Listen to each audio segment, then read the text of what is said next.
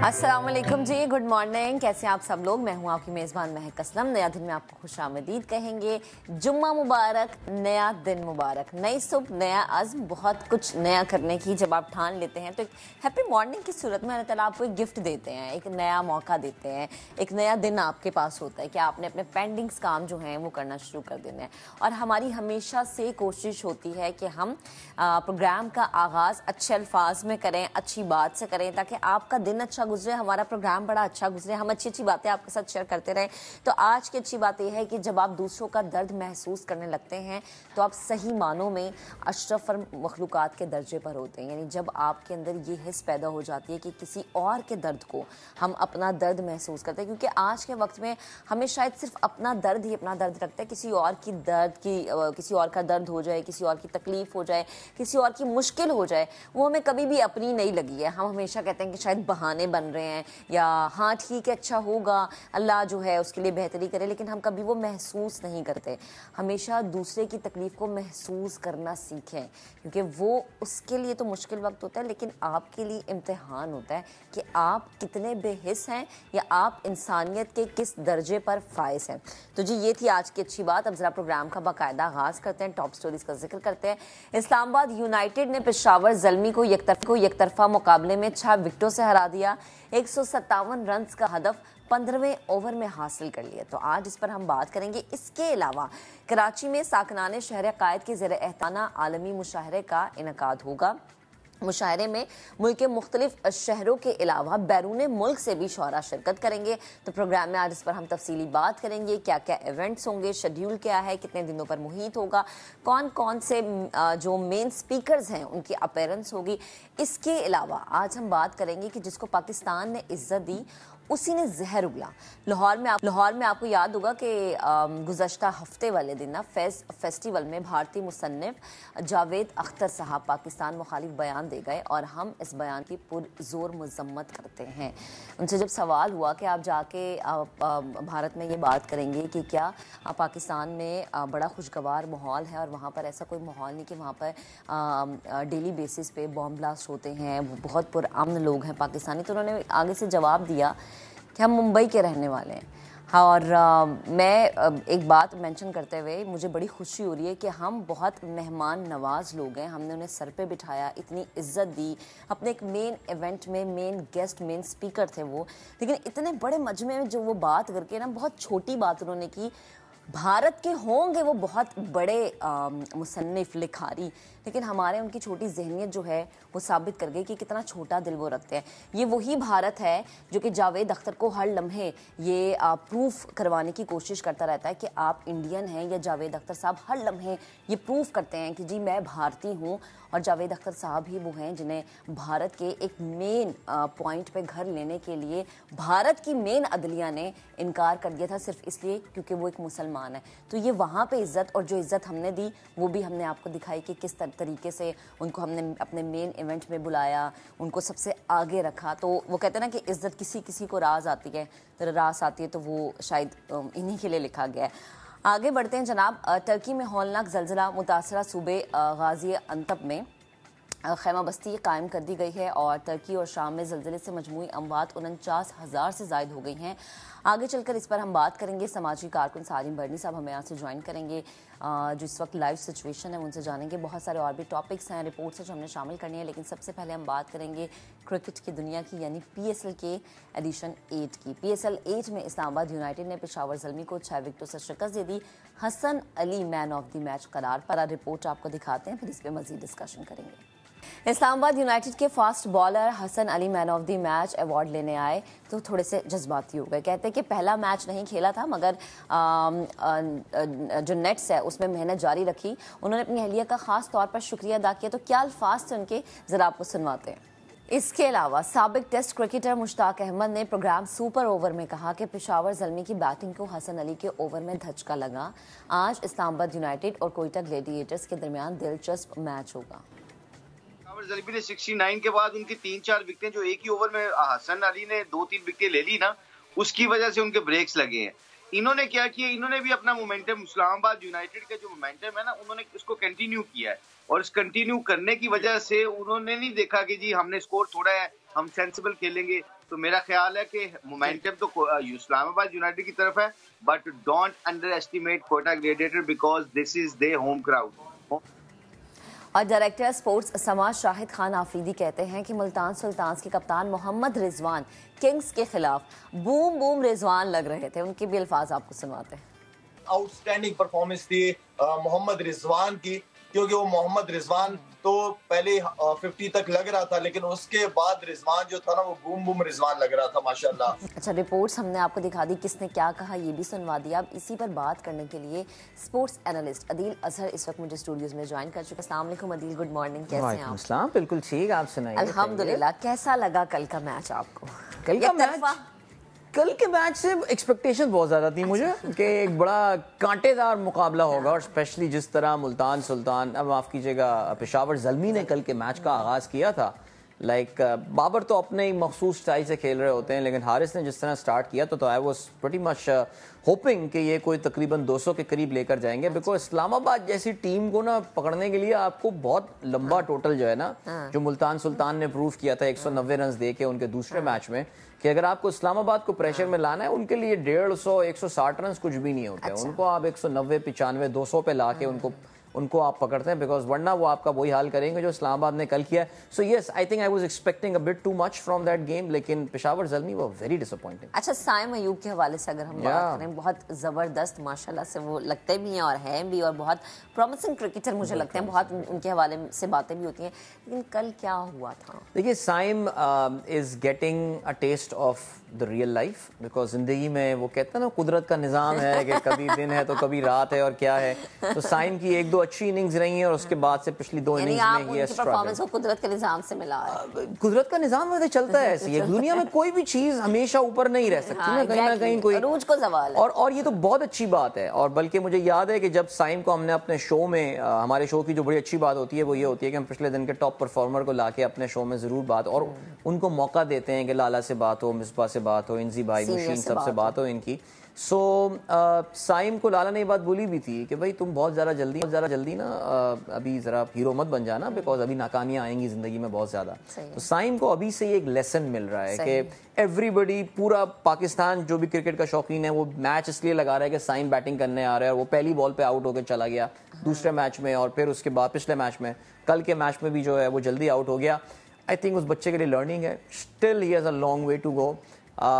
Relax हो, पुरसुकून रहे, लंबी रेस का घोड़ा है वो, कोई जल्दी नहीं करनी चाहिए साइम को टीम में लाने के लिए। जितना आप उसको डोमेस्टिक खिला सकते हैं आप उसको खिलाएं, अभी इंशाल्लाह he will come good during the same tournament. अच्छा अदील, कल किस क्रिकेटर ने आपको लगता है कि बहुत ज़्यादा मायूस किया, कि लाइक वो आप मतलब एक्सपेक्टेशन नहीं थी कि ऐसा खेल सकता है और उसने खेला ही नहीं? अरे पता है क्या, मैं थोड़ी सी कंट्रोवर्शियल बात करता हूँ। पाकिस्तान में बाबर आजम को तनकीद का निशाना बनाना जो है ना, वो बड़ा, आप खुद तनकीद की जद में आ जाते हैं, और ज़ाहिर है बाबर बहुत बड़ा प्लेयर है, इसमें कोई शक नहीं है। लेकिन आई थिंक अगर कोई बंदा 55 गेंदें खेल रहा है, I think he should have scored more than 74 और 73 रन जो बाबर ने, मुझे तो इस वक्त स्कोर कार्ड याद नहीं है कितने रन्स बनाए, लेकिन अगर आप 55 गेंदे खेल रहे हैं तो तकरीबन आप 90-95 तो आपको कर रहे हैं।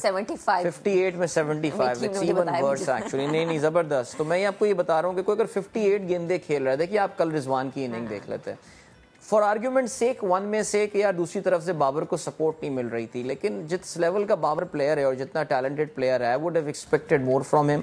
आपको क्रेडिट आप इस्लामाबाद की बॉलिंग को भी दे सकते हैं। मैं ये तो नहीं कहूँगा कि कोई विकेट पे बहुत मदद मिल रही थी बॉलर्स को, नहीं, लेकिन पेशावर कल काफ़ी प्रेशर, आई थिंक बाबर की इनिंग ने, मैं ये कहूँगा मुझे थोड़ा डिसअपॉइंट किया। आई थिंक वो शायद 15, 16, 20 रन और बना सकता था considering the number of deliveries that he had played.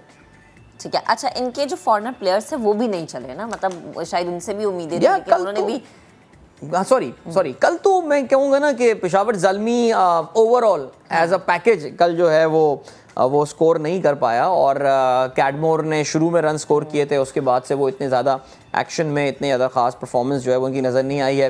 रोहमान पावल भी जल्दी आउट हो गए। आई थिंक पेशावर ज़ल्मी इस वक्त, महक, जो मैं आज सुबह अभी रेडियो में भी यही बात कर रहा था कि जो 6 टीमें हैं पाकिस्तान सुपर लीग की, now they are divided in 2 halves now. जो टॉप हाफ्स है ना, जिसमें मुल्तान सुल्तान, लाहौर कलंदर, इस्लामाबाद यूनाइटेड नज़र आ रहे हैं, और बॉटम हाफ में आपको पेशावर ज़ल्मी, कराची किंग्स और कोयटा ग्लैडिएटर्स नज़र आ रहा है। इन 2 हाफ्स की क्वालिटी में काफ़ी फ़र्क है। क्वालिटी एक चीज़ होती है, दूसरा अपने आप को अप्लाई करना अलग चीज़ होती है। इस्लामाबाद यूनाइटेड और पेशावर मेरे ख्याल से इस वक्त इस टूर्नामेंट की 2 बहुत ज़बरदस्त टीमें लग रही हैं, बहुत स्ट्रॉन्ग टीमें लग रही हैं, बहुत अग्रेसिव क्रिकेट खेल रही हैं। लाहौर कलंदर्स की अगर आप बात करें तो लाहौर कलंदर्स में अभी एक बड़ी ज़बरदस्त रीइंफोर्समेंट आने वाली है, विच इज़ हैरी ब्रूक्स। और जो लोग क्रिकेट रेगुलर फॉलो करते हैं वो इस वक्त जानते होंगे कि हैरी ब्रूक्स जो हैं वो इस वक्त न्यूजीलैंड के ख़िलाफ़ टेस्ट मैच खेल रहे हैं, और वो टेस्ट मैच भी इस वक्त जो है ना वो T20 के स्टाइल से ही खेल रहे हैं, बिकॉज तकरीबन अपनी वो डबल सेंचुरी इस वक्त approach, he is batting at 184 of 169 delivery, जिसमें 24 चौके और 5 छक्के शामिल हैं। हैरी ब्रूक्स मार्च में अवेलेबल होंगे लाहौर कलंदर्स के लिए, तो वो भी जब वहाँ पर आ जाएंगे तो इन 3 टीमों को पकड़ना अब काफ़ी मुश्किल हो रहा है। बाकी जो नीचे की 3 टीमें हैं वो compete करेंगी फॉर दैट 4th पोजीशन। फिलहाल ऐसा लग रहा है कोयटा आज is in action against Islamabad United. Let's see, शायद I hope I am proving wrong, लेकिन मुझे इस वक्त डायरेक्शन PSL की ये नजर आ रही है। अच्छा, इस्लामाबाद यूनाइटेड की अगर हम बात करें तो हमने देखा कि हसन अली बड़ा अच्छा कल खेले, 3 विकेट ली, थोड़े इमोशनल भी वो हुए। हमने भी उनका शॉट भी चलाया था, खैर क्रेडिट उन्होंने अपनी बेगम को दिया। तो हसन अली की परफॉर्मेंस पे क्या? हाँ, देखिए हसन अली का पहला ओवर तो बहुत ही बुरा गया था, और पहला ओवर देख के हमें गिरते संभल गए, वो अच्छा हुआ। देखिए हसन अली उन खुशकिस्मत खिलाड़ियों में से पाकिस्तान क्रिकेट टीम के कि जिनको टीम में कमबैक करने के लिए बहुत ज़्यादा मेहनत नहीं करनी पड़ती। उनको 1 या 2 अच्छी परफॉर्मेंसेस वो दिखाएंगे, बिकॉज ज़ाहिर है ऐसा लगता है कि the system is rigged in favour of Hasan Ali. मैं कंट्रोवर्शियल बात नहीं करना चाह रहा, लेकिन हसन अली के लिए ये बहुत इंपॉर्टेंट परफॉर्मेंस थी, because he had to prove himself. कल हम जब प्रोग्राम में भी बात कर रहे थे तो मिसबाउल हक इस्लामाबाद यूनाइटेड के विनिंग कैप्टन भी रहे हैं 2 दफ़ा, मेंटोर भी रहे हैं, कोच भी रहे हैं। मुझे लगा था कि वो भी हैरान थे कि हसन अली को टीम में कैसे इन्होंने जगह दे दी है, लेकिन कल हसन ने अपने आप को प्रूव किया। अच्छी बॉलिंग की, स्पेशली जो वो लेट स्विंग हासिल कर रहे थे, जो 2 उन्होंने बैक टू बैक आउट किए थे, I think those were tremendous delivery. So वो कहते हैं ना कि मरा हुआ हाथी भी 1.25 लाख का होता है। तो अभी तो मैं ये नहीं कहूँगा कि हसन अली का तो अभी भी करियर बचा है, लेकिन हसन अली को वाकई अपने करियर को अब थोड़ा सा उनको ये डिसाइड करना पड़ेगा। It's not that Hasan Ali of Champions Trophy जो हमें याद था कि वो जनरेटर चलाने वाला और वो वाली चीज़ नहीं। उनको ये देखना पड़ेगा कि यार मेरी क्या स्ट्रेंथ है, मैं किस लेवल की क्रिकेट खेल सकता हूँ, बिकॉज उनकी फिटनेस के भी मसले हैं। But I think Hasan Ali उनके एटीट्यूड के भी मसले, उनके एटीट्यूड के भी इशू हैं। कैजुअल बंदा है जो कुछ है, लेकिन जो हसन अली के फैंस हैं उनके लिए आई थिंक कल बहुत कंफर्टिंग परफॉर्मेंस थी उनकी, स्पेशली अभी भी जो वो लेट स्विंग हासिल करने में कामयाब हो रहे हैं इन द कराची कंडीशंस। सही। अच्छा देखिए, हर टीम में ना एक तो बहुत सुपर खिलाड़ी होता है और एक थोड़ा सा वीक भी होता है। तो इस्लामाबाद यूनाइटेड में आपको क्या लग रहा है कि कौन सा ऐसा खिलाड़ी जो कि मार खा सकता है? देखिए इस्लामाबाद यूनाइटेड में अभी अगर आप देखिए, हम सुपर खिलाड़ी की बात कर रहे हैं, मार खाने से मुराद ये कि वो बॉलिंग में मार रन दे सकता है या कहीं। देखिए मैं हसन अली को अभी भी यही समझता हूँ। हसन अली स्टिल दैट, वो एक दिन अभी उसने परफॉर्मेंस दिया, डोंट बी सरप्राइज अगर अगले मैच में हसन अली जो है ना he goes for a lot of run. इस वक्त जो आई थिंक इस्लामाबाद यूनाइटेड का एक छोटा सा मुझे वीक लिंक लग रहा है राइट नाउ, अगर आपने मुझसे ये सवाल पूछा है हसन अली के अलावा, आई थिंक फ़हीम अशरफ। ठीक है, फ़हीम अशरफ को उनकी बॉलिंग कैपेबिलिटी, उनकी ऑलराउंड कैपेबिलिटीज़ की वजह से टीम में खिलाया जा रहा है। मैं ये समझता हूँ कि इस्लामाबाद में अभी भी उनकी बेंच इतनी स्ट्रॉन्ग है कि वो किसी न किसी एक ऐसे खिलाड़ी को खिला सकते हैं फ़हीम अशरफ की जगह, बिकॉज कल भी फ़हीम अशरफ ने, इवन दो पेशावर ने कोई ख़ास रन्स नहीं बनाए, आई मीन जो उनका जो टोटल था just 156 which is a pretty mediocre total Karachi की विकेट पे, उस पर भी फ़हीम ने तकरीबन 9.5 रन्स पर ओवर दिए हैं। मुझे उनका वो वीक लिंक लगता है। मैं यही चाहूँगा, I would love to see Abrar playing more games for Islamabad United, because उन्होंने अपना स्टार्ट बड़ा अच्छा लिया था, 4 ओवर्स में 21 रन अपने डेब्यू मैच में किए थे। लेकिन अबरार की बैटिंग एक्चुअली क्योंकि सवालिया निशान है तो वो रह जाते हैं। लेकिन मुझे जो इस वक्त इस्लामाबाद में एक वीक लिंक लग रहा है, Hasan Ali can be a weak link any day, लेकिन फ़हीम अशरफ से थोड़ा सा मोहतात रहना पड़ेगा। सही। अच्छा, आज कोयटा ग्लैडिएटर्स इस्लामाबाद यूनाइटेड का मैच है, तो कोयटा की परफॉर्मेंस कैसी? 4 मैचेस, 1 जीते 3 हारे, तो क्या लग रहा है? मैं तो कोयटा के हवाले से जो है ना, honestly speaking, if you ask me, आज तो मुझे डर लग रहा है कोयटा के साथ क्या होने वाला है, because Quetta, let's be think about it, Quetta has looked the most the weakest side अब तक पाकिस्तान सुपर लीग की अगर आप बात करें। कराची किंग्स फॉर आर्गूमेंट से आप कह सकते हैं 4 मैचेस हारा है, लेकिन कराची किंग्स जो अपने 4 मैचेस हारा है उसमें वो 3 मैचेस, एक मैच 2 रन से हारा है, एक मैच 3 रन से हारा है, एक मैच 6 रन से वो हारा है। यानी वो एक स्ट्रोक की दूरी पर थे वो तीनों मैचेस जीतने के लिए, कराची किंग्स। कोयटा ग्लैडिएटर्स ने सिर्फ कराची को एक बड़ा एकतरफा मुकाबले के बाद, वो तो उस दिन कैपिटल का बल्ला चल गया था, बाकी वो तो जिसे कहना चाहिए ना चारों शाने चित हो रहे हैं अपने तमाम मैचेस में, वो तो फाइट भी पुट अप नहीं कर रहा है। उनका मुकाबला एक बहुत ही super aggressive team Islamabad United के साथ होने वाला है। मेरे लिए Islamabad is the favourite. Quetta ने अगर आज विक्ट्री पुल ऑफ कर ली, आई थिंक इस टूर्नामेंट का अब तक का सबसे बड़ा अपसेट होगा। अच्छा, क्यों वीक लग रही है हमें टीम? सरफराज कहाँ गलती कर रहे हैं? देखिए, ये तो फिर हमें बड़ा जैसे कहना चाहिए ना तफसीली इसका एक बड़ा जवाब बनता है। आई थिंक कोयटा ग्लैडिएटर्स, छोटा सा कमेंट कर देता हूँ, some drafting issues, the players are not. एक टीम का एक सर्टन मोटो होता है, गोल होता है, हमें T20 मैच को अप्रोच किस तरह करना है। सरफराज एक मैच में नंबर 3 पर आते हैं, अगले मैच में नंबर 9 पे या 8 पे अपने आप को खेलने को भेज रहे हैं, उसको अपनी पोजीशन ही नहीं पता है सरफराज को, ठीक है जी। आप, और this applies for a lot of cricketers, आपने अपने कुछ बड़े अच्छे टैलेंटेड लड़के जो हैं वो जाने दिए, वो आपने रिटेन नहीं किए। आपने जो खिलाड़ी, अब Martin Guptill, we know Martin Guptill is off his peak now, उसको न्यूजीलैंड भी फारिग कर चुका है कि यार बस तुम क्रिकेट खेल चुके हो, अब यू आर, हमने वो उनको ड्राफ्ट कर लिया, हमने मतलब है कोयटा ग्लैडिएटर्स ने। उमर अकमल को आपने खिलाया, हमने लास्ट टाइम भी प्रोग्राम में बात की थी, why do you need to pick up Umar Akmal, like no, but ठीक है वो बिजी, मैं उनकी मदद करना, क्यों मदद करना चाहता हूँ यार, नहीं, इनके ड्राफ्टिंग के इश्यूज हैं। मुझे ऐसा लगता है, और आई थिंक जो लास्ट टाइम शो में मैंने बात की थी, I think Quetta gladiator needs a hard reset, यानी वो जो 3 इंपॉर्टेंट बंदे हैं इस टीम में, जिसमें ऑफ कोर्स मोइन खान है, आज़म खान साहब हैं और सरफराज, मुझे ऐसा लगता है कि नदीम उमर साहब को किसी एक सीज़न में ज़रा, अब अगले PSL 9, अब तो 8 मैच टू लेट, अब तो हो गया ना ज़रा, अब तो जो होना था वो हो गया, लेकिन उनको ना अपनी टीम को रीसेट करना पड़ेगा, वरना देखें 4था सीज़न लगातार है जिसमें Gladiators are struggling, something is wrong. Okay, ठीक है अदील, बेहद शुक्रिया, आप हमारे साथ मौजूद थे, गुफ्तगू कर रहे थे, thank you so much time देने के लिए। अच्छा जी, जो मैचेस आज होने वाले हैं और उसके बाद जो कल होने वाले हैं, गुड लक, अल्लाह ताला आपको कामयाबी से हमकनार कराए, और हम तो हमेशा उसी के साथ हैं, जीत जिसकी होती है। हम एक ब्रेक के बाद दोबारा हाजिर होंगे। Stay with us. Welcome back once again. अब आपको बताएं कि अदबी और सकाफती सरगर्मियों के फ़रोग के लिए कराची में 28वें आलमी मुशायरे की बड़ी महफिल 25 फरवरी की रात सजेगी, जिसमें नामवर शोरा अपना कलाम पेश करेंगे। मुशायरे में मुल्की और गैर मुल्की 30 से ज़ायद मुमताज़ शोरा शिरकत करेंगे। साकनाने शहर क़ायद की जानिब से आलमी मुशायरे का इनेकाद एक्सपो सेंटर में किया जाएगा। इट्स वेरी गुड, इस तरह की चीज़ें होती रहनी चाहिए, इस तरह के मुशायरों का इनेकाद होना चाहिए, वो इसलिए ताकि जो हमारी यंग जनरेशन है उनको हर साल एक रिमाइंडर दिया जाए, उनको चीज़ें याद करवाई जाए, हमारी सकाफ़त क्या है, हमारा अदब हमें क्या सिखाता है। इसके अलावा जो मुमताज़ शोरा यहाँ पर शिरकत करेंगे, उनकी हिस्ट्री, उनका काम और उनकी काम से मोहब्बत, ये सब चीज़ें जानना, इन सब पर बात करना बड़ा ज़रूरी है। वो इसलिए कि जब हम इस पर बात करेंगे तब हमें यकीन आएगा, तब हमें पता चलेगा कि हमारा जो अदब है, हमारी जो सकाफ़त है वो कितनी वसी है, हमें कितना कुछ सीखने को मिलता है। अब इसी पर बात करने के लिए चीफ कोऑर्डिनेटर महमूद अहमद खान और जमाल असर साहब इस वक्त मुझे स्टूडियोज में ज्वाइन कर चुके हैं, उन्हें शामिल गुफ्तगू करते हैं। अस्सलाम वालेकुम सर, गुड मॉर्निंग, कैसे हैं आप? अस्सलाम वालेकुम जमाल साहब, कैसे हैं आप? सर, सबसे पहले गुफ्तगू का आगाज़ आपसे करती हूँ। बड़ा ही बेहतरीन और बड़ा ही ज़बरदस्त हम देख रहे हैं कि एक मेला सजने जा रहा है, हर किसी को दावत है, हर कोई आ सकता है, फैज़ पा सकता है। प्लीज़ ज़रा मुझे इसकी डिटेल्स शेयर कीजिए। देखिए, थोड़ी सी मैं हिस्ट्री को आपको बता दूँ। 1988 में साकनाने शहर क़ायद की तंजीम का वजूद हुआ। यूनिकेरियंस के जो लोग थे, सैयद सफ़ानुल्लाह साहब, अज़हर अब्बास हाशमी साहब, मसूद नकवी साहब, नैयर मसूद साहब, डॉक्टर पीरज़ादा साहब, इन्होंने 1988 में कराची यूनिवर्सिटी में ये तंजीम कायम की मुशायरों के लिए, और 1988 से लेके आज तक अल्हम्दुलिल्लाह हम मुशायरे कर रहे हैं। ये हमारा 28वां मुशायरा है।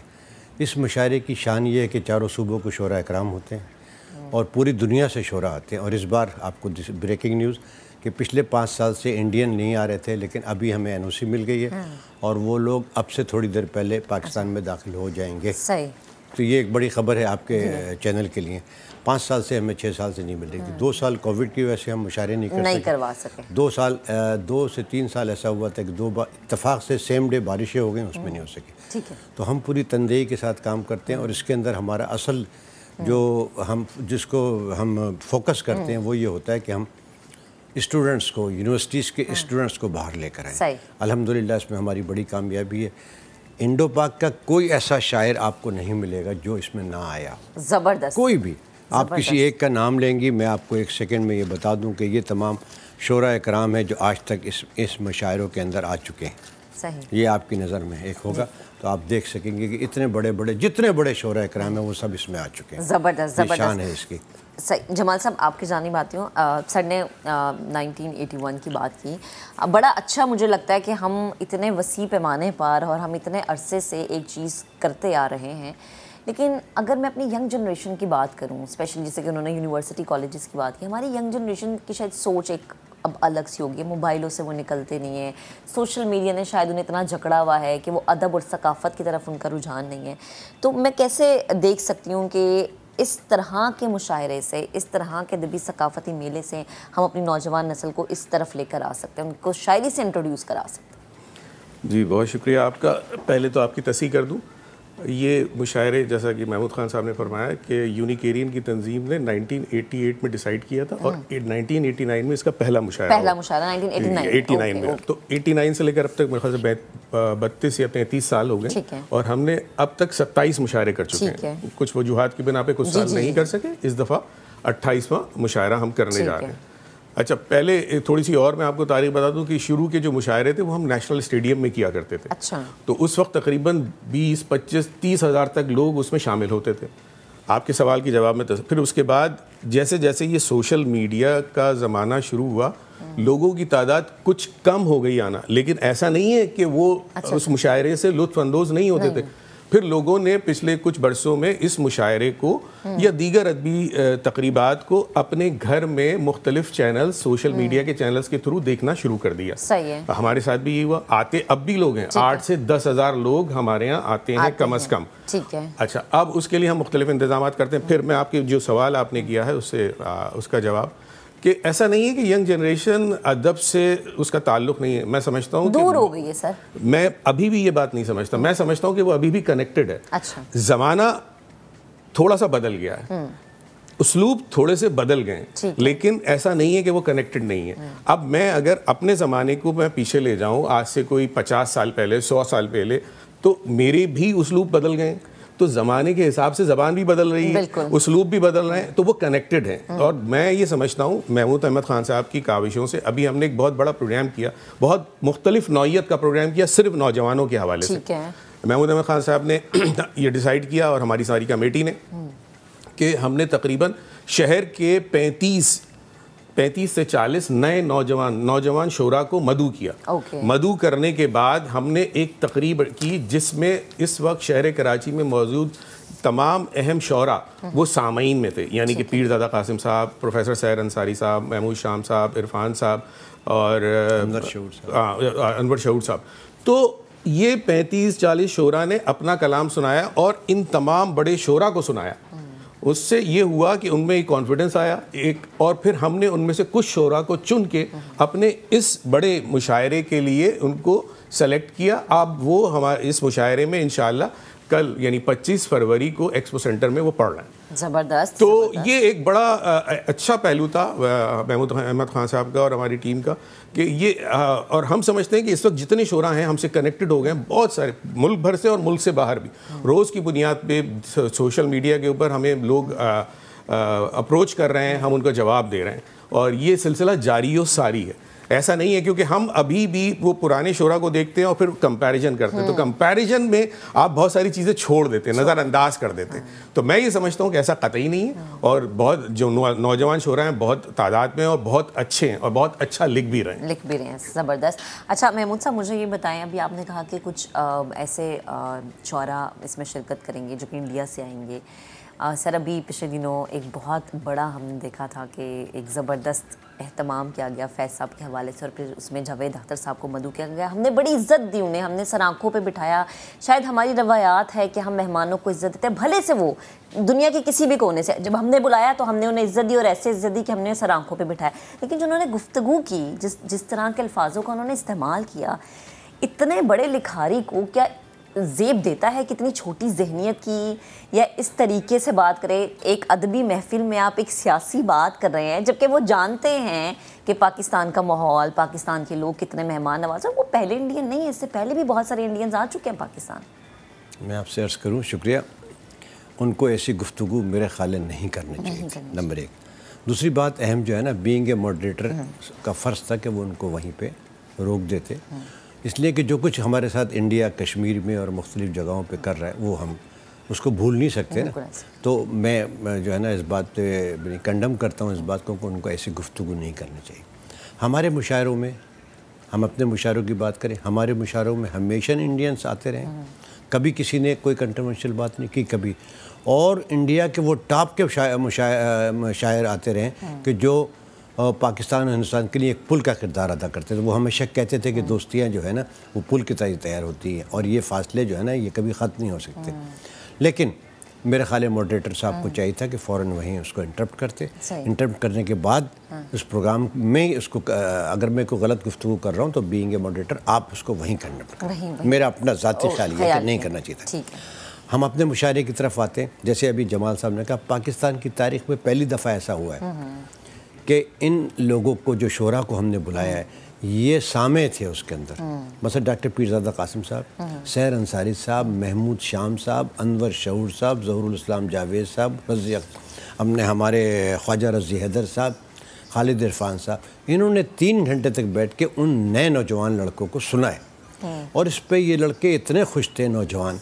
अब हम इसको जो नौजवानों की आपने बात की, हम चाहते भी यही हैं कि ये लोग यूनिवर्सिटी से आएँ, और हम पिछले 15 दिन से मैं और जमाल साहब और हमारे साथी मुख्तलिफ यूनिवर्सिटीज़ में ये वाइस चांसलर से मिले और वो भी यही चाहते हैं कि ये जो हमारी यंग जनरेशन है ये इस तरफ आए और आने के बाद वो इसको असल जो इसकी रूह है ना अदब की, वो थे अदब की चाशनी से अगर उनका दिली लगाव हो गया तो वो जो मोबाइल से रात को 1 बजे के बाद, 12 बजे के बाद, 4 बजे तक खेलते हैं और फिर वो खाना आता है ये आता है, उससे वो दूर होते चले जाएंगे। इस मुशायरे की एक शान ये भी है कि यहाँ हम फूड कोर्ट लगाते हैं, बुक स्टॉल लगाते हैं, कुछ सकाफ़त एक हमारा होता है लगाते हैं। पिछले साल का जो हमारा मुशायरा था एक यादगार मुशायरा था, आपके चैनल ने और तमाम चैनल हम सब लोगों ने उसको कवर भी किया था और लोगों ने कहा कि 10 से 15 हज़ार अफराद थे वहाँ। फैमिलीज़ आती हैं पूरी और इस तैयारी के साथ आती हैं कि हम 9 बजे आएँ तो सुबह जाएंगे। उस पुरानी चीज़ों को हम तो रिवाइव करना चाहते हैं और उसमें अल्हम्दुलिल्लाह बहुत हमें कामयाबी हुई और लोगों की बड़ी तादाद ने उसमें शिरकत की।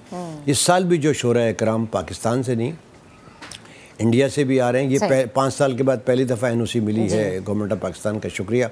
और उसमें इंटीरियर मिनिस्ट्री ने बहुत सारा काम किया है।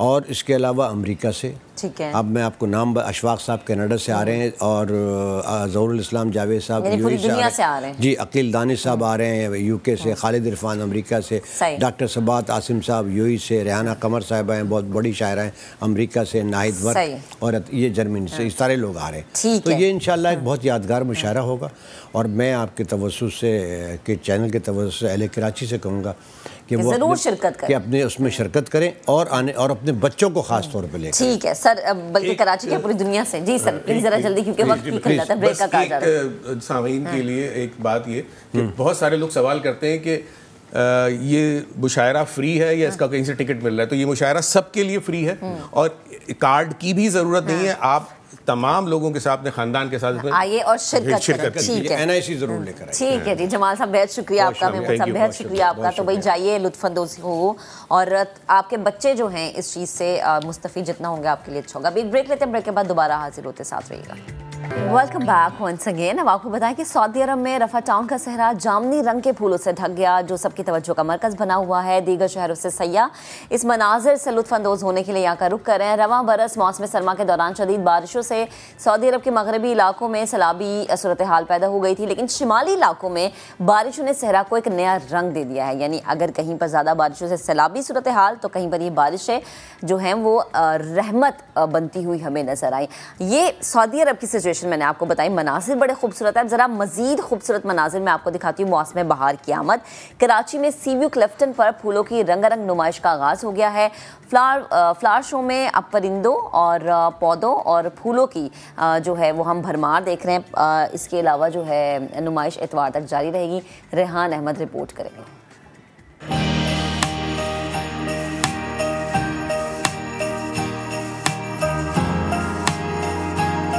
कराची में मौसम बहार के रंग बिखर गए। नीले, सब्ज, नारंगी और सुर्ख रंगों की बहार। सी व्यू के AK पार्क में 72वें फ्लावर शो का मेला सज गया, जहां फूलों और पौधों की सैकड़ों इकसाम मौजूद हैं। फ्लावर शो का मकसद बागबानी और फूलों से प्यार करने वालों की हौसला अफजाई करना है। हर टाइप के फूल है, आपको वैरायटी पता चलती है। हमें तो नाम भी नहीं पता, सीख लिया बोगनविला तो पेट्यूनिया, तो ये सीखने का बहुत मौका मिलता है और बहुत अच्छा लगता है। एक अच्छी आउटिंग होती है फैमिली के लिए। फूलों की नुमाइश ने जहां माहौल को दिलकश रंगों से भर दिया, वहीं शहरियों के चेहरे भी खुशी से खिल उठे। डिफॉरेस्टेशन की वजह से हमारे पास जो क्लाइमेट चेंज आ रहा है उसमें हम देख रहे हैं कि कितने मसले मसाइल पैदा हो रहे हैं। तो इस एग्जीबिशन से हम इस चीज को प्रमोट कर सकते हैं कि प्लांटेशन कितनी इम्पोर्टेंट है। कराची के साहिल पर रंग बिरंगे फूलों की नुमाइश इतवार 26 फरवरी तक जारी रहेगी। फूलों की ये नुमाइश हमें सबक देती है कि एक एक फूल की 150 किस्में मौजूद हैं और इस गार्डन में फूलों की हजारों किस्में मौजूद हैं।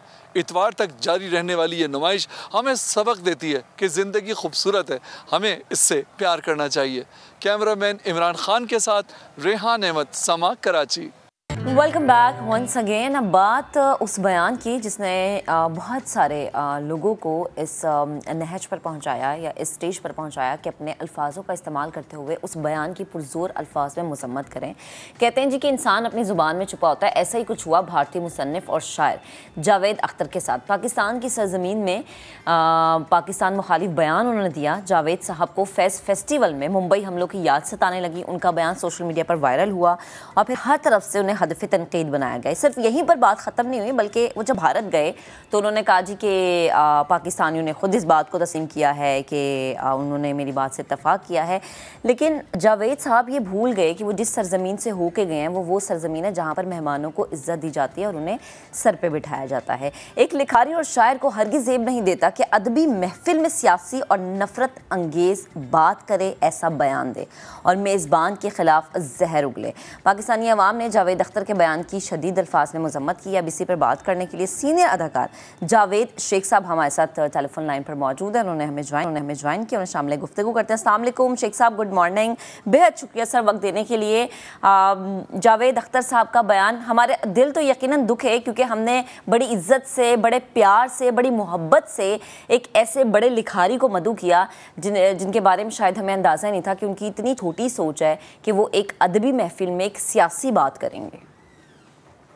वालेकुम अस्सलाम जी, गुड मॉर्निंग।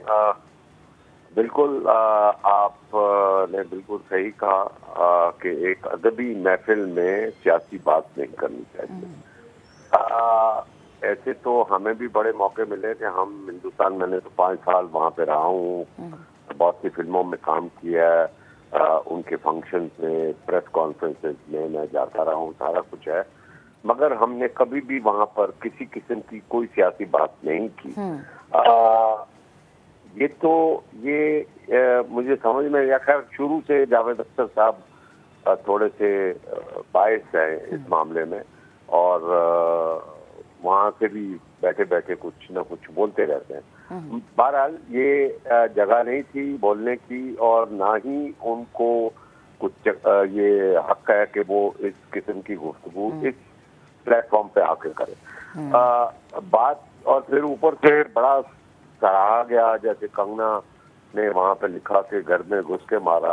बात तो ये है कि भाई बात, हम बड़े मेहमान नवाज हैं, हमने उनको मेहमान के तौर पे बुलाया और उन्होंने जो कुछ किया उनको जाने दिया, वरना अगर कुछ हम मेहमान नवाज ना होते तो बहुत बुरा भी हो सकता था। बहरहाल ये जावेद अख्तर साहब भूल गए कि जिस जगह पे वो बैठे हैं इनका ही बंदा हमने पकड़ा हुआ है, जिसका नाम गुलवर्षन। बात ये है कि हमने तो कभी किसी ने नहीं कहा जाके, और उसने तो खुद आके अपने मुंह से ये किया कि मैंने पाकिस्तान में क्या क्या किया। बिल्कुल, तो बिल्कुल। ये सियासी बातें हैं और सियासी बातें सियासी लोगों को करनी चाहिए और सियासी प्लेटफॉर्म पे करनी चाहिए। बिल्कुल।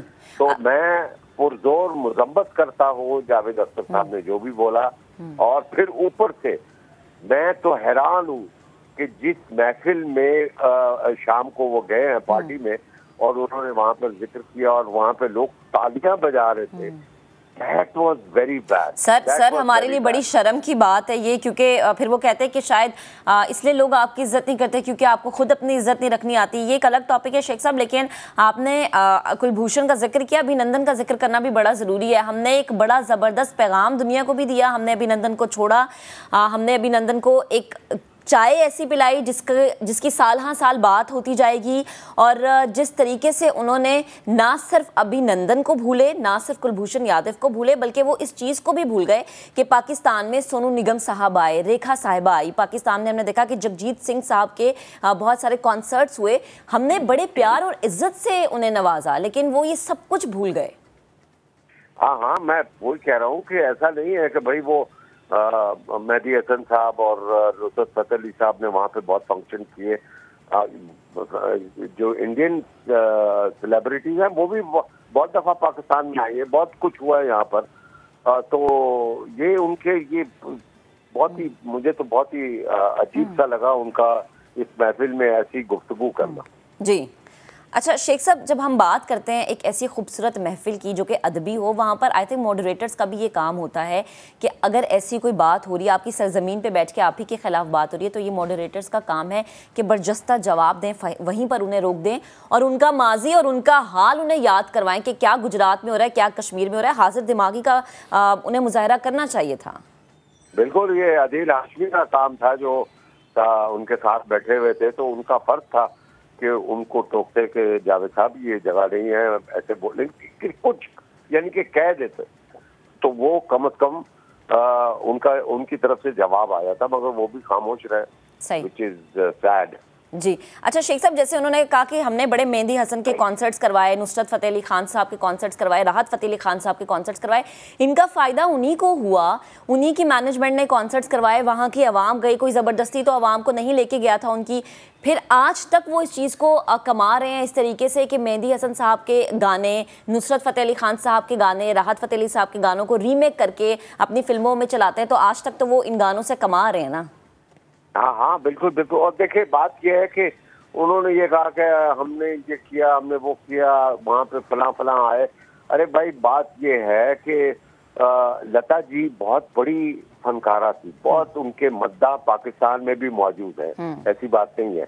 और उनका फंक्शन ना करवाना सिक्योरिटी रीजन की वजह से नहीं करवाया गया। ऐसे नहीं है कि उनको पसंद ही करते या बीइंग अ पाकिस्तानी उनको बुरा समझते। भाई लोगों के दिलों में बसती है, वो गुलकारा है, बहुत अच्छी और कमाल का वो गाती हैं और लोग उनको आज भी प्यार करते हैं, मगर उनका यहाँ पे शो ना होना सिक्योरिटी रीजन की वजह से नहीं हुआ कि भाई कंट्रोल कैसे करेंगे।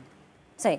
अच्छा शेख साहब, मुझे ये भी फरमाएगा कि बींगा एक्टर, जब हम कहते हैं कि कोई सरहद नहीं होती किसी भी टैलेंट के हवाले से, आपने भी भारत में काम किया है, हमने बहुत सारे अपने अदाकारों से ये सुना कि भारतीयों का रवैया हमारे साथ ठीक नहीं रहा, या अब जिस तरह से कहा जाता है कि पाकिस्तान के किसी फनकार को हम जगह नहीं देंगे। इतनी इनसिक्योरिटी क्यों पाई जाती है वहाँ की इंडस्ट्री में पाकिस्तानियों को लेके, पाकिस्तान के अदाकारों को लेके?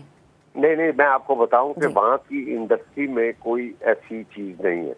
मैंने तो इतना काम किया और वहाँ की आवाम में भी इतना वो चीजें नहीं पाई जाती जो दूसरे लोगों के जहनों में। मैंने तो मुंबई हमले के बाद में कुछ 3-4 महीने तो मैं गया नहीं था, मेरा तो वहाँ पे अपार्टमेंट था। 4 महीने के बाद मैं जब वहाँ पर गया हूँ तो मैं थोड़ा सा खौफज़दा था, डर लगा था कि भाई जब मैं उतरूंगा तो वो फिर कुछ ना कुछ जुमले होंगे। आप यकीन करें कि मैं बॉम्बे एयरपोर्ट पे जब उतरा हूँ और जब मैं बाहर निकला हूँ तो बाहर ऑब्वियसली लोग लेने के लिए आए होते हैं अपने रिश्तेदारों दोस्तों को, तो मैंने सोचा कि ये मुझे देख के तो शायद कुछ जुमले कसेंगे, बस जैसे ही मुझे उन्होंने देखा है बाखुदा, जिन्होंने मुझे पहचान लिया, उन्होंने कहा अरे शेख साहब welcome to India, welcome to India. I mean ये लोगों का मौक़िफ़ है आर्टिस्टों की तरफ। तो लिहाजा वो उनको पता है कि भाई हमारा इससे कोई ताल्लुक नहीं है, किसने क्या किया, किसको कैसे पकड़ा, किसको क्या सजा हुई, वो ये समझते हैं कि भाई ये वो इंडस्ट्री के सारे लोग जो है ना वो पाकिस्तानी एक्टरों से प्यार करते हैं, वो आज भी काम करना चाहते हैं। वहाँ पर जो अब जो बुरा समझा जाता है वो अभी लोगों के जहन में डाला गया है कि जी पाकिस्तानी एक्टर ना आए और इस इंडस्ट्री में ना चाहें, इस वजह से वो पॉलिटिकल स्टेप है। सही, ठीक, यानी लोगों की माइंड मेकिंग की गई। बेहद शुक्रिया शेख साहब, आप हमारे साथ मौजूद थे, गुफ्तगू कर रहे थे। तो अब हमारे से इतना ही पैगाम है हर हिंदुस्तानी के लिए, भले से वो कोई फ़नकार है या एक आम शहरी है, कि आरएसएस मोदी की ऐनक उतार के ज़रा देखिए। बड़े मोहब्बत करने वाले हम लोग हैं, बड़ा प्यार देते हैं, बड़ी इज्जत देते हैं। जब किसी को बुलाते हैं तो सर आंखों पर हम बिठाते हैं। और अगर याद करने की बात है तो बहुत सारी चीज़ें हैं जो कि हम याद करवा सकते हैं, लेकिन शायद हमें ये चीज़ ज़ेब नहीं देती कि हम अपने घर आए मेहमान किस तरीके से तजलील करें, जबकि वो मेहमान हमारी सरजमीन पर बैठ के हमारे ही वतन के बारे में ऐसे अल्फाज इस्तेमाल करके गया जिसके बाद हमें ये कहने की ज़रूरत पेश आई कि इतना बड़ा लिखारी इतनी छोटी सोच कैसे रख सकता है, और फिर वहाँ जाकर इसको सर्जिकल स्ट्राइक के तौर पर पेश करना बहुत ही शर्मनाक बात है। आगे बढ़ते हैं, ज़रा बात करते हैं टर्की और शाम में आने वाले ज़लज़ले की। 6 फरवरी के ज़लज़ले में अमवात 49,000 से ज़ायद हो गई हैं, और टर्की में हौलनाक ज़लज़ले से मुतासरा सूबे गाजी अंतब में खैमा बस्ती कायम कर दी गई है। तुर्क डिज़ास्टर एंड मैनेजमेंट अथॉरिटी इफ़ाद ने खैमा बस्ती में बच्चों के खेलने और गैर निसाबी सरगर्मियों के अलावा अलहदा जगह मुख्तस की है। चंद दिनों पहले हमने आपको दिखाया था कि समाजी कारकुन सारिम बरनी की जानिब से भी खैमे लगाए गए हैं और सारिम बरनी बच्चों के साथ मौजूद थे। सारिम बरनी ने आज फिर से हमें टर्की से ज्वाइन किया है। उनसे जानते हैं कि ज़लज़ला ज़दगान की किस तरह से मदद की जा रही है, कहाँ तक की मदद पहुँची है, कितने लोग इनके साथ कॉपरेट कर रहे हैं। अस्सलाम वालेकुम सारिम भाई, गुड मॉर्निंग। मुझे ज़रा प्लीज़ सिचुएशन बताएगा, इस वक्त आपकी आंखें क्या मंजर देख रही हैं? मंजर तो देखें जो है वो सबके सामने ही है, जो हाल हुआ है जी। और बस अफसोस ही कर सकते हैं। और मुझे अभी मैं देख रहा था, अभी उठे हम लोग तो पता चला कि पाकिस्तान में भी शायद ज़लज़ला आया है हरीपुर वाली साइड पे। तो बस अल्लाह पाक करम करे हम सब पे। और ये मंजर आपके सामने है, जो समा है सब आप देख ही रही हैं यहाँ पे जी। अच्छा, मुझे प्लीज़ सारिम भाई ये बताएगा, ये किस जगह पर आप मौजूद हैं? ये नूरदा में हम मौजूद हैं इस वक्त। अच्छा, नूरदा इलाका है। ये देखिए गाड़ी का हाल, गाड़ी का क्या हाल हुआ है। मैं असल बात ये देखें, ये मलबा किस तरीके से, और ये बड़े बड़े पिलर्स, ये है गवर्नमेंट ने सब बिल्डिंग यहाँ पे थी पूरी तोड़ करके इसको इधर कर दी अभी। अब आप ये सोचिए कि जिन इंसानों पे ये गिरा होगा उनका क्या हाल हुआ होगा। गाड़ी ये तो यहाँ पे खड़ी है, न जाने अंदर इसके मलबे के नीचे कितनी हो, उधर आगे पीछे गाड़ियाँ, जहाँ देखें गाड़ियाँ, सामान, कीमती सामान, मतलब इंसान न जाने कितने होंगे यहाँ पे, कितने लोग दबे में हैं। अभी कोई 40,000 के करीब जो है ना अमवात हो चुकी हैं, 45,000 के करीब, और न जाने अभी और कितनी जो है ना बॉडीज निकलनी है, कितने लोगों का पता चलना है, अभी तो पता नहीं चला है, क्योंकि मलबा है, बिल्डिंग्स हैं टूटी पड़ी हैं, लोग इधर उधर सारे डिस्टर्ब हैं, कैंपों में चले गए तो लोगों को पता नहीं। अभी तो सिलसिला जारी है यहाँ पे, बस अल्लाह पाक खैर करे। आमीन आमीन। और सारिम भाई हम देख रहे हैं कि हद निगाह हमें सिर्फ मलबा नज़र आ रहा है, मट्टी के ढेर नज़र आ रहे हैं, बिल्डिंग्स टूटी हुई, ज़मीन बोस होती हुई हमें नज़र आई हैं। सारिम भाई मुझे बताएगा कि जिन लोगों को यहाँ से रेस्क्यू किया गया है उन्हें किस जगह पर रखा जा रहा है, उनके रहने के लिए क्या इंतज़ाम किया गया है? अच्छा, ये हमने जैसे परसों आपको दिखाया था जिस कैंप पे हम बैठे थे, ये इसके उस साइड पे है कैंप, और मुख्तलिफ जगहों पे कैंप्स लगाए गए यहाँ पे, जैसे बड़ी बड़ी जगहें, ग्राउंड्स जहाँ जहाँ मौजूद हैं। और कोशिश ये की गई है कि जिनकी ये बिल्डिंग्स हैं इनके सामने ही अगर कोई ग्राउंड हो तो उधर उनको जो है मुंतकिल कर दिया जाए। अच्छा। उस साइड हम जाएंगे आगे की साइड पे, तो उधर भी सारे के सारे जो है कैंप्स लगे हुए, यानी बिल्डिंग्स खत्म हो गई है। शहर में अब सीमेंट का कोई निजाम नहीं रहा है। इस शहर में अगर है तो सिर्फ टेंट हैं और कुछ भी नहीं है रहने के लिए। रात हम भी यहाँ पे टेंट पे रहे हैं, क्योंकि कल हम लोग जब सामान बांटने गए थे तो हमें उसमें थे कि ज्यादा से ज्यादा गाड़ी में भर के गए वैन में, तो वो जब उससे थोड़ा सा नुकसान हो गया गाड़ी को, तो हम अपने होटल तक नहीं पहुँच पाए और हम रात को यहीं पे कैंप के अंदर इन्हीं के साथ ही रुके। मतलब उस हाल को बहुत अच्छी तरह हम समझ सकते हैं कि ये बेचारे रात किस तरीके से रुकते हैं यहाँ पे। इस वक्त सूरज मेरे ऊपर पड़ रहा है लेकिन हाथ इस वक्त ऐसे बर्फ की तरह हो रहे हैं, तो आप तसव्वुर करें ये बेचारे रोजाना यहाँ कैंपों के अंदर जो रुक मौसम रहे की शिद्दत बर्दाश्त कर रहे हैं, खुले आसमान तले हैं और अभी भी आप जिस तरह बता रहे हैं रेस्क्यू का अमल जारी है। तो मुझे ये बताएं सारिम भाई कि मलबे को हटाने का काम कितना हो गया है, मजीद कितना बाकी है? यकीनन क्योंकि मलबा बहुत ज़्यादा है और इसमें वक्त तो लगेगा, लेकिन क्या काम शुरू हो चुका है? जी, काम तो हम जिस दिन से आए हम यहाँ काम होता देख रहे हैं। इस वक्त जरा सुबह का टाइम है, इस वक्त यहाँ पे सुबह के 8:20 हो रहे हैं, तो रुका हुआ काम अभी थोड़ी देर में जो यहाँ स्टार्ट होगा। और अगर काम हो रहा होता तो हम इधर खड़े भी नहीं हो सकते थे, क्योंकि मशीनरी की बहुत ज्यादा आवाज है, चारों तरफ मशीनरी पे चल रही होती है, ट्रक चल रहे होते हैं। और इसको जितनी इस टाइप की बिल्डिंग है ये जो नजर आ रही है, दिखाएं जरा इसको, ये जो बिल्डिंग इस टाइप की जो नजर आ रही है वो सामने है, ये वाली, ये सब गिरा देंगे ये। इधर बिल्कुल पाबंदी है रहने पे, रुकने पे, इवन उसके पास कहीं खड़े होने पे, क्योंकि सब नीचे से हिली हुई है। कितनी बेसमेंट वाली बिल्डिंग से जो ये बल्कि सामने भी दिखाई बिल्कुल ऐसे देखने में तो सही लग रही है, लेकिन ये भी अभी सारी बिल्डिंग्स गवर्नमेंट कह रही है कि गिरा दिए जाएंगे। बल्कि नूरदा के लिए तो अब तक जो सुना है वो यहाँ पे वो ये सुना है कि नूरदा शहर को दिया जाएगा। अब ये शहर कहीं और बसाया जाएगा, क्योंकि ये उस बेल्ट पे है जहाँ जल्जले दोबारा आ सकते हैं। और कोई अगर टोटल यहाँ जो आफ्टर शॉक्स जो होते हैं वो 7,000 के ऊपर नीचे अब तक आ चुके हैं। परसों हम लोग होटल में थे, इतनी बुरी तरीके से ऐसे बिल्डिंग जैसे कोई पकड़ के नहीं जोड़ता किसी को, हिली है। हम सारे के सारे वहाँ से भागे। 6.4 का कोई सिलसिला यहाँ भी रुका नहीं है। बस अल्लाह पाक इन पे अब खैर करे, जिन्होंने नुकसान उठा लिया वहीं तक के रहे, क्योंकि इन्होंने सिर्फ नुकसान माली नहीं, जानी नुकसान भी बहुत ज्यादा उठाया बेचारों। तो अल्लाह पाक करे कि अब इससे ज्यादा इनको नुकसान ना हो और हम सब मिलकर के जो है ना कोई ऐसा बेहतरी का काम कर सके जिससे जो है ना इनके लिए भी बेहतर हो सके और आइंदा के लिए भी कोई जो है ना बेहतरी आ सके। बिल्कुल। और सारिम भाई, जानी नुकसान तो ऐसा जिसका अजाला हो ही नहीं सकता, जिसकी भरपाई नहीं हो सकती। मुझे प्लीज़ बताएगा, चूँकि गवर्नमेंट का भी एक बहुत बड़ा रोल होता है, उनका किरदार सबसे ज़्यादा मेन होता है, तो इनकी गवर्नमेंट को हम जितना अप्रिशिएट करें उतना कम है, क्योंकि बेहतरीन और लाजवाब काम कर रही है। एग्जैक्टली, मैं खुद बार ये कह रहे गवर्नमेंट की इतनी तारीफ, मैंने बोला वाकई काबिल तारीफ है। किस तरीके से, मैं आपको एक छोटी सी मिसाल दूं। रात को हम यहाँ रुके हैं तो हम ऐसे वॉक करते थे, उधर सामने की साइड पे हम वॉक कर रहे थे, तो एक बड़ी जो बीगो गाड़ी होती है उसके अंदर जो है सादे कपड़ों में लोग आए और उन्होंने हमें रोका। वो उन्हें तो नहीं पता था हम लोग कौन है, क्यों घूम रहे हैं। तो फिर उन्होंने बोला कि देखो यहाँ ऐसी मालियत की चीजें हैं, घर हैं, चीजें हैं, ऐसा ना हो कि हम तो यहाँ ढूंढते फिर रहे, कोई ऐसा लोग ना हो तो आपको कोई परेशानी ना हो जाए, आपके ही ऐसा ना हो कि आपकी इन्वेस्टिगेशन हो जाए कि यहाँ क्यों घूम रहे थे। यानी इतनी सख्ती है यहाँ पे, आप अंदाजा लगाइए। इस वक्त भी मकसद ये अभी यहाँ कुछ लोग अभी रुके थे, डेफिनेटली वो किसी पुलिस के एजेंसी के थे, उसे उतर के देखे बाजार क्या कहेंगे कि तस्वीर खींच दी हमें। तो जगह जगह गिरी, आगे भी इतनी बिल्डिंग्स गिरी हुई हैं, लेकिन उन्होंने वहां नहीं खींची। मैं उनको देख रहा हूँ जाते हुए, अभी सीधे सीधे निकल रहे हैं वो। लेकिन यहाँ तस्वीर का मकसद ये था कि वो उतर करके देखते, क्योंकि लड़कों ने मेरे जैकेट्स वगैरह पहनी है तो शायद वो समझ गए होंगे कि कोई इदारे वाले। तो यहाँ बड़ा बेहतरीन जिसे कह सकते हैं ना, तुर्की गवर्नमेंट की जितनी तारीफ की जाए वो कम है।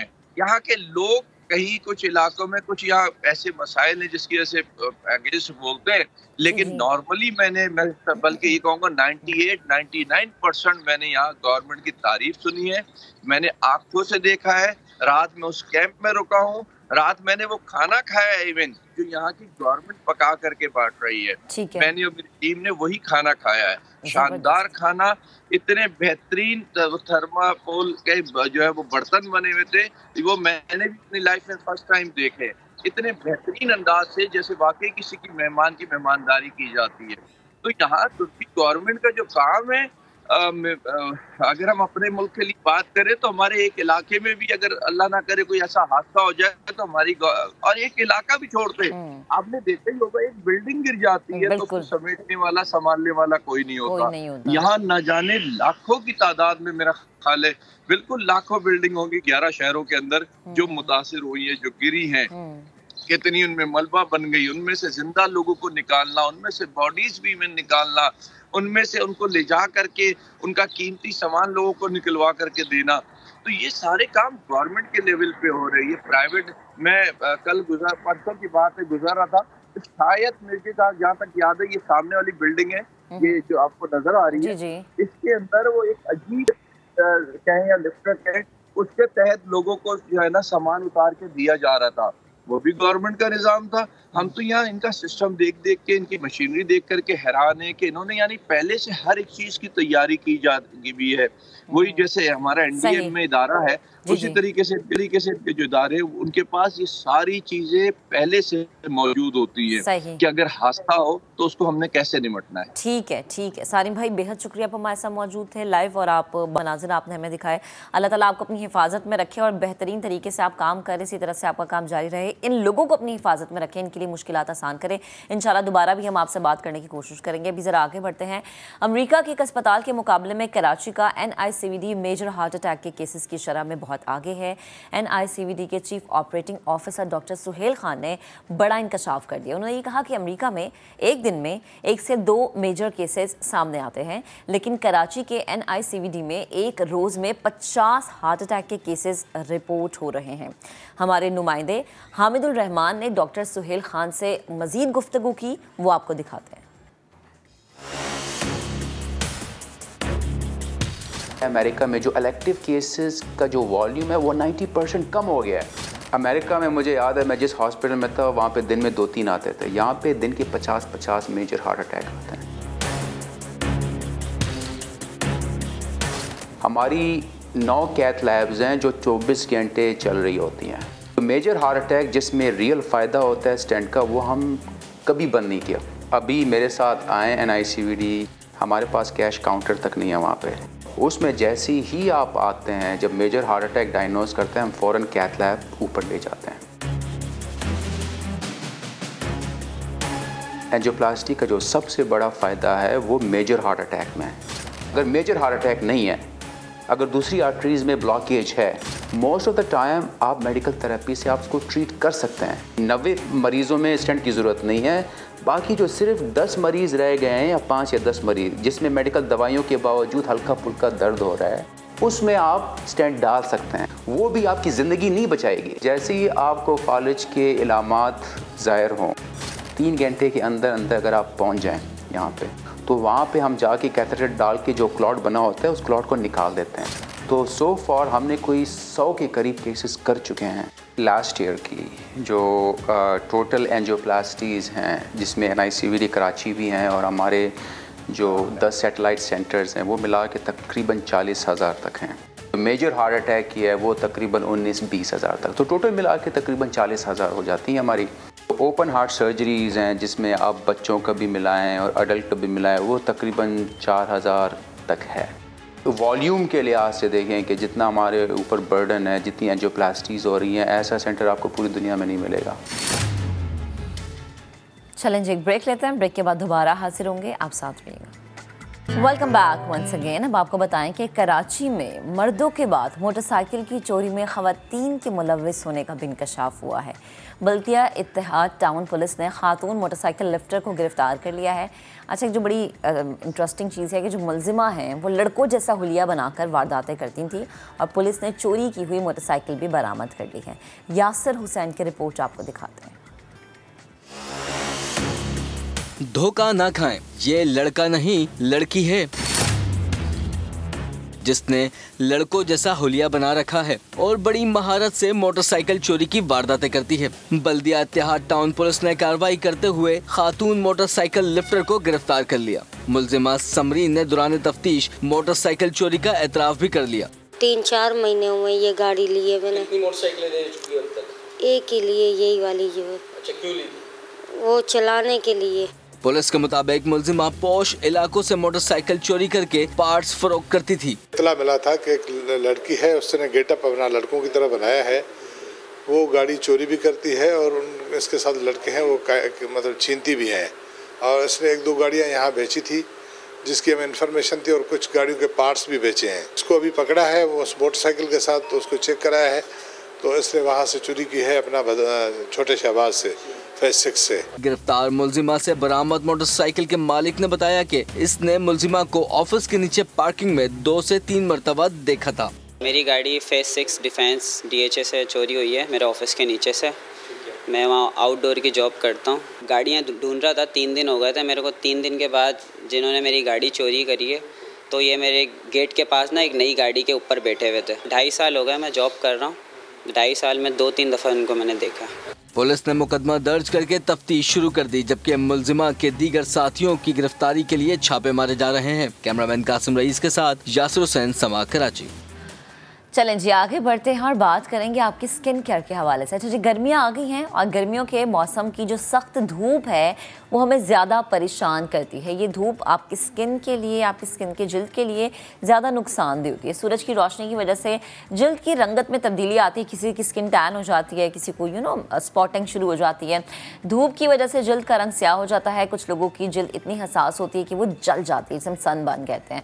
जिल्द खुरदरी हो जाती है, स्याह होना शुरू हो जाती है। गर्मियों के मौसम में जिल्द का ख्याल कैसे रखा जाए, इस सनबर्न से, टैन से कैसे बचा जा सकता है, माहिर अमराज़े जिल्द डॉक्टर काशिफ मलिक से मैंने बात की थी, वो गुफ्तगू आपको दिखाते हैं। डॉक्टर काशिफ स्किन स्पेशलिस्ट हमें ज्वाइन कर चुके हैं स्टूडियोज में, शामिल गुफ्तगू करते हैं। अस्सलाम वालेकुम, गुड मॉर्निंग, कैसे हैं आप? Good morning to you also.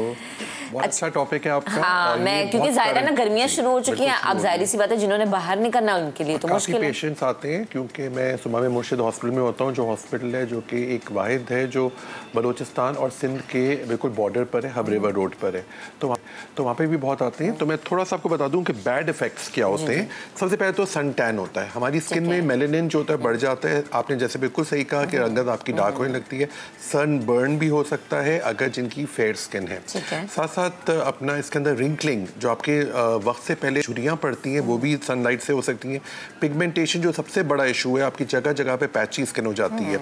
आपकी स्किन की इलास्टिसिटी जो होती है, जो यूथफुलनेस है, वो लॉस हो जाती है। साथ साथ एक सेंसिटिविटी आ जाती है और आपके बाल भी ड्राई हो जाते हैं। तो इसके अंदर हमें सबसे पहले तो हमेशा कहता हूँ अपने हर एक शो में कि अपनी सन ब्लॉक लगाना ज़रूरी है। हमारे पास आए, आपकी स्किन टाइप के लिहाज से आपको बताएंगे। जो नहीं आ सकते या कोई ऐसी जगह पर है जो अपना चाहें, तो मैं आपको एक सन ब्लॉक बनाना सिखा रहा हूँ, आप घर पे बैठ के बना सकते हैं। इट्स वेरी गुड ना, कि देखिए हम लोग तो वैसे कहते हैं सन ब्लॉक्स इतने महंगे हैं, नहीं खरीदे जाते हैं। तो भाई महंगे कुछ नहीं होते, आप घर में भी बना सकते हैं। तो ये देखिए आपके लिए बड़ा आसान सा मैंने फॉर्मूला बनाया है। इसका नाम होममेड सन ब्लॉक का नाम है RAYZ। R से है रोज वाटर जो कि अर्के गुलाब है, 1 चम्मच लीजिएगा। A से एलोवेरा जेल है जो कि 1 चम्मच है। Y से योगर्ट जो कि दही है 1 चम्मच। अच्छा, ये आपको पंसारी की दुकान से मिल जाएगा। जिंक ऑक्साइड, ये 1 चम्मच आप लीजिए, इसको मिला के अपने पास रख लीजिए और उसको सुबह धूप में निकलने से पहले या किचन में जाने से पहले पूरे फेस पे अप्लाई कर रहे हैं, गर्दन पे, हाथों पे। और अगर चाहें तो पेस्ट को बना के आप फ्रिज में भी रख सकते हैं। तो कितने दिनों के लिए हम सेव कर सकते हैं? इसकी ये डिपेंड करता है कि आप कितने दिन यूज कर रहे हैं। मैं कहूँगा वीकली बनाइए, वीकली बनाइए। इसके अंदर ये कि स्पेशली हमारे जो, क्योंकि आपका माशाल्लाह शो पूरे दुनिया में जाता है, ऐसे लोग जो हमसे आ नहीं सकते या कुछ लोग हैं जो समझते हैं कि उनको सन ब्लॉक सूट नहीं कर रहा, तो ये ऑर्गेनिक सन ब्लॉक है। ये घर के अंदर RAYZ जी इंशाल्लाह सूट कर जाएगा। लेकिन अगेन इसको पैच टेस्टिंग जरूर कर लें, गर्दन के पास लगा लें। अगर लाली खारिज जलन लगे तो अवॉइड करें, वरना यूजुअली नहीं होता है ऐसा। अच्छा डॉक्टर साहब, मुझे बताएं कि अक्सर हमने देखा है कि धूप में आपकी स्किन टैन हो जाती है। जी ट्रू।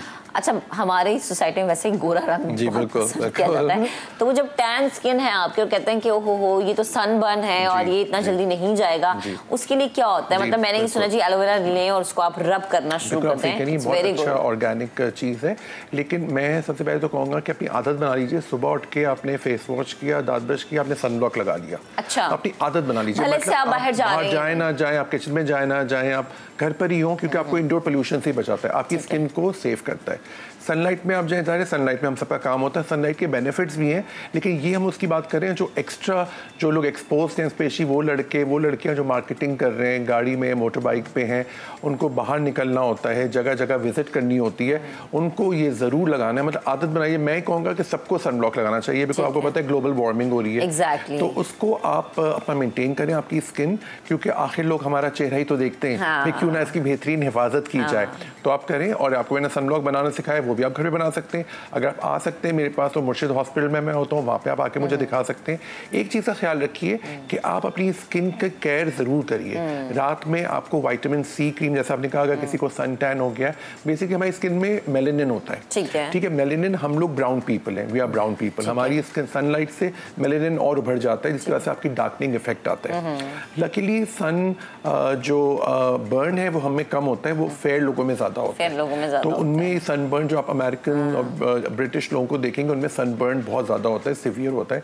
हमारे अंदर जो कि मेलेनिन मीडियम है, बहुत ज़्यादा या बहुत कम नहीं है, और मेलेनिन आपकी स्किन को सेफ भी करता है, लेकिन आपका कॉम्प्लेक्शन बहुत इंप्रूव किया जा सकता है। ठीक है। अच्छा डॉक्टर साहब, मुझे ये बताएं कि गर्मियों में क्या आपकी स्किन एक्ने के लिए ज़्यादा एक्टिव होती है? यस, बिल्कुल, आपने बहुत अच्छा सवाल किया है। आपकी हमारी गर्मियों में हमारी बॉडी पे, फेस पे सीबम एक्सक्रीशन ज़्यादा होता है। सीबम क्या होता है? एक नेचुरल सा एक ऑयल है जो हमारी स्किन में होता है, जो हमारी स्किन को प्रोटेक्टेड रखता है। जब वो ज़्यादा हो जाता है, अच्छा आजकल यंग लोगों में बाहर खाने पीने का बड़ा रुझान है, उसकी वजह से भी हो जाता है। तो सबसे पहले तो मैं बंद कराता हूँ जंक फूड, कोशिश करें कम से कम खाएं। बाहर खाना है तो आप टिक्का ले लीजिए, सीख कबाब ले लीजिए, बारबेक्यू ले लीजिए, हलीम ले लीजिए, सैंडविचेस ले लें, जूसेस ले लें। अच्छा, चाय बहुत अच्छी होती है एक्ने के लिए, ये बड़ी अच्छी खबर है जी। Tea is very good for acne, लेकिन इसका मतलब ये नहीं कि आप बहुत ज्यादा चाय पीते रहें ना। बिल्कुल सही आपने कहा। तो चाय इज गुड बिकॉज चाय में एंटीऑक्सीडेंट्स होते हैं, विटामिन सी होती है। ऑन द कॉन्ट्ररी जो कॉफी होती है वो आपकी स्किन के लिए खराब होती है, वो एक्ने बढ़ा सकती है। तो आपको ये पॉइंट्स होते हैं जो आपको आना चाहिए, बिकॉज ये तो बेसिक चीजें जो बहुत लोगों को नहीं पता है या मिस इन्फॉर्मेशन है। तो आपके प्रोग्राम के थ्रू अवेयरनेस हम देते हैं ताकि लोगों को ज्यादा पता चले। मैं थोड़ा सा आपको मेडिकल टिप्स भी बता दूं कि आपको एक अच्छा ब्रेकफास्ट जरूर। अच्छा, आजकल सुबह में भूख नहीं लग रही होती तो अपने साथ ऑफिस या कॉलेज या स्कूल ले जाएं, वहाँ पे 11 बजे खा लें। कैप्सूल आती है फॉलिक एसिड, वो जरूर खाएं, क्योंकि हम सब फौलाद के बने हुए। ईव प्रो या इवनिंग प्रिमरोज, ये फीमेल्स के लिए बहुत अच्छी। अच्छा, 12 से 15 ग्लास पानी अब पीना शुरू कर दीजिए, क्योंकि अब गर्मी आ गई है। जंक फूड नहीं लें, कोल्ड ड्रिंक नहीं लें, ज़्यादा दूध और दही का इस्तेमाल करें। अच्छा, स्लीप पैटर्न बड़ा ज़रूरी है। आपकी स्किन को जल्दी सोएं, जल्दी उठें, और 6 से 8 घंटे सोना ज़रूरी है। ये सब पॉइंट्स होते हैं जो आपको हेल्प करते हैं।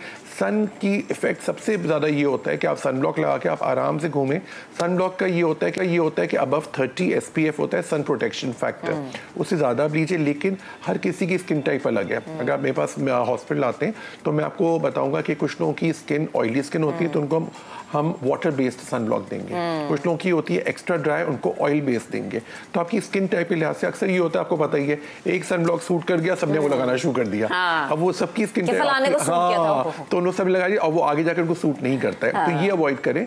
आइडियली ये कि हमारी क्लिनिक्स पे, हॉस्पिटल में आके दिखा दें, तो आपकी स्किन को इवैल्यूएट करके जो मैंने आपको जो एक रेमेडी बताई है वो आप बिल्कुल यूज कर सकते हैं, लेकिन लगाने से पहले पैच टेस्टिंग जरूर करें ताकि आपका पता चल जाए कि कुछ और प्रॉब्लम तो नहीं है। अच्छा, और बड़ा जरूरी है डॉक्टर साहब कि आप अपनी स्किन को बार-बार जो है ना ठंडे पानी के छींटे मारें, ताकि आपकी स्किन जो है वो अच्छे तरीके से और वो रहे, एग्जैक्टली फ्रेश रहे। ग्लो चाहिए ना। देखिए, फेस के लिए हमें क्या चाहिए? F से है फ्रेश, हमें फ्रेश फेस चाहिए। जो हम वेजिटेबल ज़्यादा खाएंगे या फ्रूट ज़्यादा लेंगे, कोशिश करें प्रॉपर सन ब्लॉक। देखिए, सन ब्लॉक में बार बार कहूँगा अपनी आदत बना लीजिए। आपका जहाँ पे दांत ब्रश करने का रखा हुआ है उसके बराबर में आपने फेस वॉश भी रख लिया या सोप रख लिया और सन ब्लॉक रख लिया, ताकि आपको आदत हो जाए जब भी आप फेस वॉश करें, दांत ब्रश करने जाएं, वजू करने जाएं, वजू करने के बाद फ़ौरन सन ब्लॉक लगा लीजिए।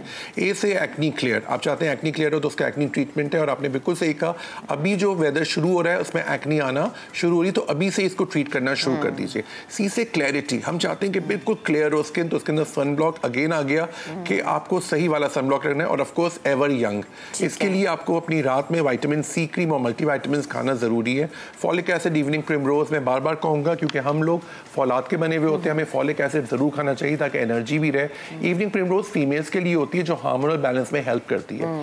फीमेल्स के लिए मैं ये कहूंगा कि सबसे इंपॉर्टेंट है जल्दी सोएं, जल्दी उठें। चिकन अंडा जो हार्मोनल आ रहा है वो अवॉइड करें, और ना स्ट्रेस लें ना स्ट्रेस दें। तो क्योंकि हम सब स्ट्रेस में, देखिए लेट्स फेस इट, राइट, खुश रहें, कोशिश करें पॉजिटिव रहें। देखिए, हर चीज का एक नेगेटिव और पॉजिटिव पहलू है। ये बड़ा मैटर करता है कि जो आप नेगेटिव सोचते हैं ना, वो आपके चेहरे पर बिल्कुल आ जाती है, बिल्कुल आ जाती है, और उससे कोई फायदा नहीं होता। आपकी टेंशन अपनी जगह पर है, आपने क्या क्या टेंशन लेके अपनी स्किन खराब कर ली, आपकी पिगमेंटेशन हो रही है, मेलेस्मा हो रहा है, खून की कमी हो रही है, चेहरे पे झाइयाँ हो रही हैं। और ये भी बता दूं, जो सनलाइट में जिनको झाइयाँ होती हैं वो तो कभी भी बगैर सन ब्लॉक के झाइयों के साथ ना निकलें। लें सनलाइट में या किचन में, क्योंकि सनब्लॉक जरूरी है, रात की क्रीम भी जरूरी है। सही है, ठीक है डॉक्टर साहब, बेहद शुक्रिया, हमारे साथ मौजूद थे, गुफ्तगू कर रहे थे। बड़ा जरूरी, आप अपनी स्किन का ख्याल रखें और सबसे जरूरी होता है कि आपको पता हो आपकी स्किन किस टाइप की है। ऑयली स्किन है तो प्लीज ड्राई स्किन वाले काम मत करें, अगर ड्राई है तो प्लीज ऑयली स्किन वालों की चीजें मत इस्तेमाल करें। चलें जी, आज के प्रोग्राम से इतना ही। अब आपसे मुलाकात करेंगे इंशाल्लाह मंडे को। अपना बहुत सा ख्याल रखिएगा। 2 दिन वीकेंड पे आपने करना ये है कि बेस्ट ऑफ नया दिन ज़रूर देखना है, फीडबैक देना है, हमें दुआओं में याद रखना है, अच्छे से वीकेंड एंजॉय करना है। अल्लाह हाफ़िज़।